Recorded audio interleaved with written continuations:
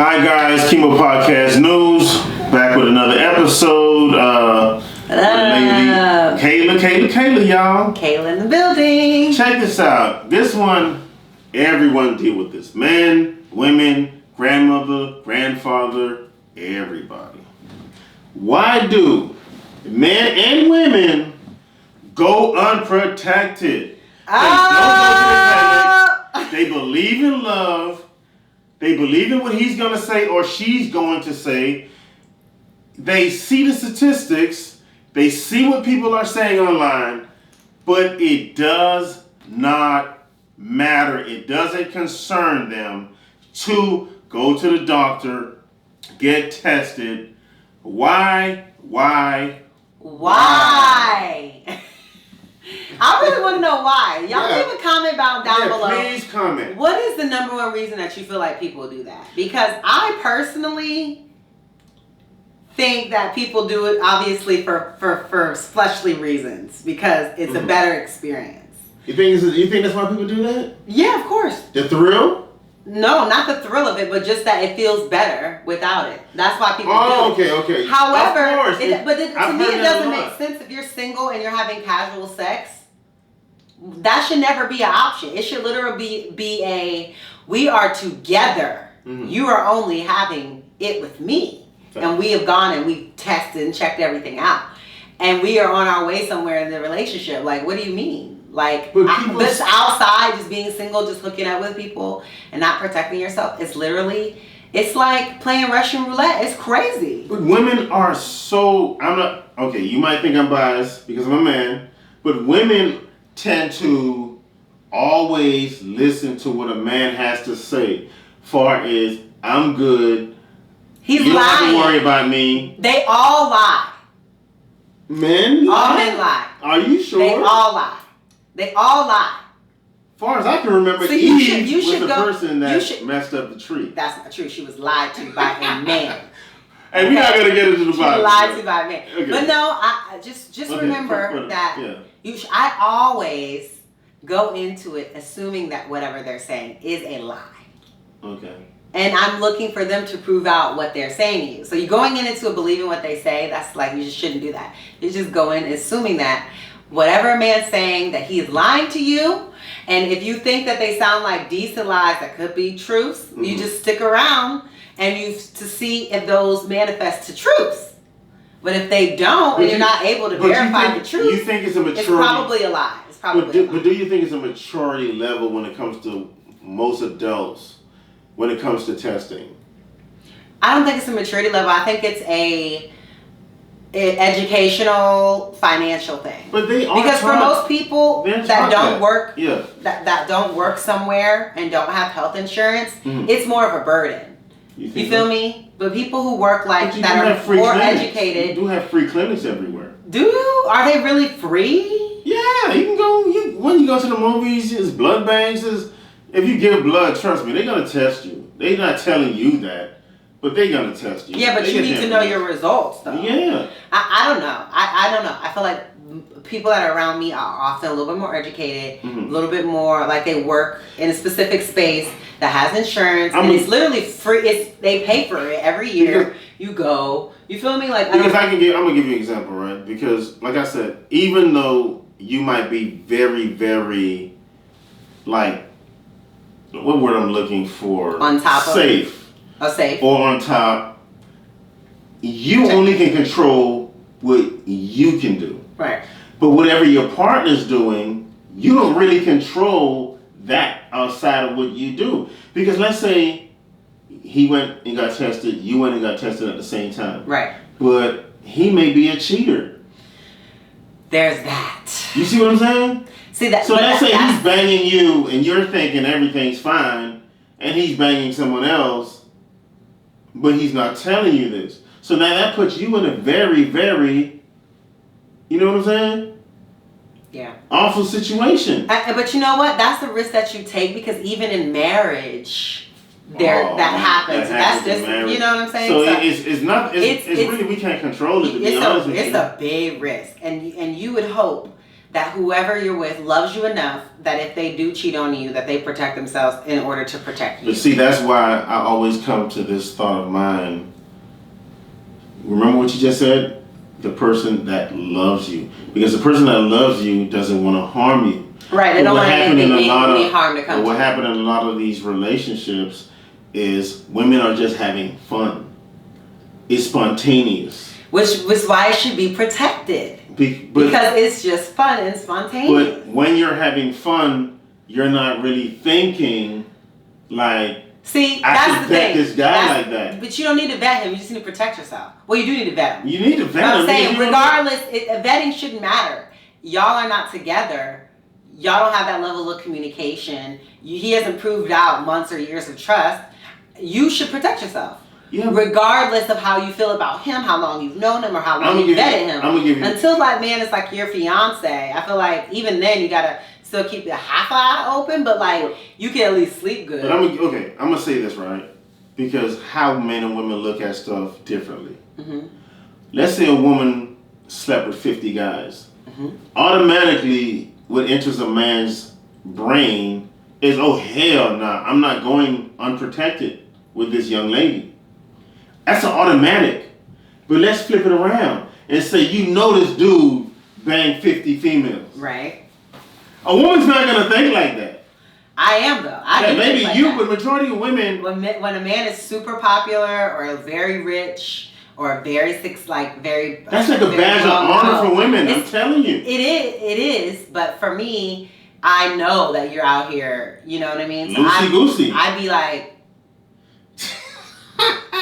But it just depends on the level of wealth that he has. Because there have been men that I have been involved with who have been so wealthy where they have like a personal doctor that comes to their house every single time they go with a new person. So they always feel like they're good because they're constantly, you know what I mean? It's similar to like prostitutes and strippers and people who do sex work. They're better than the regular person because they're constantly, they're constantly checking up on it, making sure it's good. Whereas like the average person that girl that's not necessarily, she's not a hoe and she's not loose, but she's maybe just modestly promiscuous, meaning she may do like 3 or 4 guys a year. 3, 4, 5 guys a year. That sounds like a lot. Is it? 3 or 4 a year? It's 4 quarters in the year. That's like dating one guy for 3 months, and then another guy for 3 months, and then another guy for that's moderately promiscuous. But hoes have done 3, 4 guys in a month's time. But 4 times 5 years. But 4 times 1 month times 5 years, and 4 times 1 year for 5 years is what? I'm just saying. I'm talking about that's the average woman. The average woman that makes a guy wait 90 days. Yeah, but versus girls that are just outside. They're just outside. You know what? We gonna come to that. I wanna bring that up. Or they're stripping, or they're hoeing. They're definitely with more men. That's you know what? That's very, when it comes to stripping women that strips, because I'm not all strippers are hoes, but some of them are. But I'm okay. Because I know some strippers that were not hoes, but I know some strippers that when you're in that lifestyle, hoes. But when you're in that lifestyle, money can make you change your direction when it comes to stripping. Yeah, it can. Because I'm gonna give you an example. I'm not gonna say no names because I'm from Broward. We're gonna leave that. I was in a club with someone. He's a very popular dude. We went to the strip club, and he literally said, and I know he wasn't lying. He was like, "I slept with everyone in here." And I was like, "You slept with everyone in here?" He's like, "Yeah, I slept with everyone in this club." Okay. And I'm talking about from the strippers on the pole to the ones running around to some of the bottle girls. And he was like, "I paid for it." Oh wow! He was said yo, come back to my place for $1,500. He said the only woman he had a problem with was a stripper. She was engaged to be married, and she was really in love with her man. He said it took like a month for him to break her. A month?